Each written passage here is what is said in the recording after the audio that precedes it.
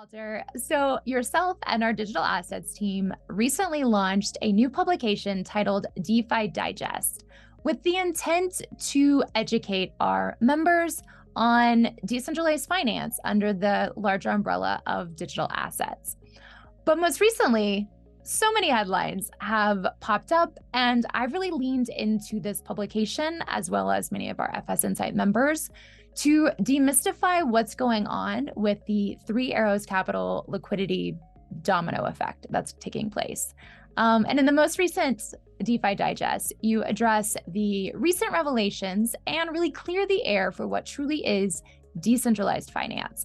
So can you give us a quick summary and provide a little color on that publication? Drawing from our previous writings in CeFi, DeFi, and everything in between, it is clear now that Celsius, BlockFi, and Voyager Digital function as CDFi. They were similar to TradFi banking entities and were prone to the same weaknesses. These startups took in short-term customer deposits, lent to one another, and took on assets that had longer durations from their liabilities, all in an attempt to generate yields. Let us be clear here. It was CeFi, not DeFi, that blew up. On DeFi, all transactions are transparent and on-chain. By the time Luna unwound, it was clear how much the collateral damage was going to be from market cap and TVL. True DeFi attempts to remove human subjectivity in financial decisions, using rules of the platform enforced in code, the details of which are commonly found in a white paper on the platforms themselves.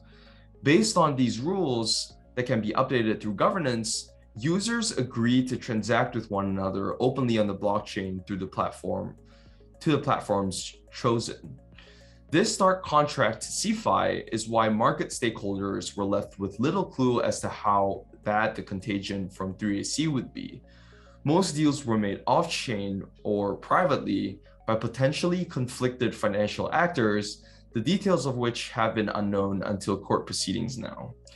Originating from human greed, these under-collateralized deals resulted in over-levered positions that blew up, most notably of which was 3AC, a formerly Singaporean-based hedge fund.